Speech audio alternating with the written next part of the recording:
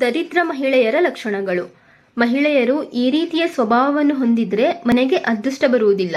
ಮನೆಯಲ್ಲಿ ಅನಾರೋಗ್ಯ, ಜಗಳ, ನೆಮ್ಮದಿ ಇಲ್ಲದೆ ಇರುವುದು, ಇಂತಹ ವಾತಾವರಣ ಮನೆಯಲ್ಲಿ ನೆಲೆಯೂರಿರ್ತದೆ. ಅದರಲ್ಲಿ ಮೊದಲನೇದಾಗಿ ಸ್ವಾರ್ಥ ಮನೋಭಾವನೆಯನ್ನು ಹೊಂದಿರುವುದು.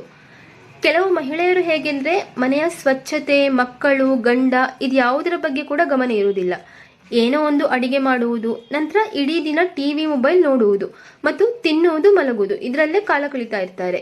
ಈಗ ನೀವು ಹೀಗೆ ಯಾರು ಕೂಡ ಇರುವುದಿಲ್ಲ ಅಂತೇಳಿ ಅಂದ್ಕೊಳ್ಬಹುದು. ಆದರೆ ನೋಡಿ, ನಿಮ್ಮ ಫ್ಯಾಮಿಲಿಯಲ್ಲಿ ಅಕ್ಕಪಕ್ಕದಲ್ಲಿ ಯಾರಾದರೂ ಒಬ್ಬರಾದ್ರೂ ಈ ರೀತಿ ಇದ್ದೇ ಇರ್ತಾರೆ.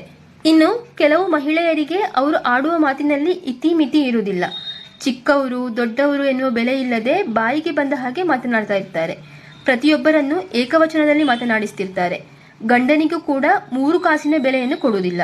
ಇತ್ತೀಚೆಗೆ ಗಂಡನನ್ನು ಫ್ರೆಂಡ್ಲಿಯಾಗಿ ಹೋಗು ಬಾ ಎಂದು ಕರೆಯುವ ಅಭ್ಯಾಸ ಹೆಚ್ಚಾಗಿರುವುದನ್ನು ನಾವು ನೋಡ್ತಾ ಇರ್ತೇವೆ.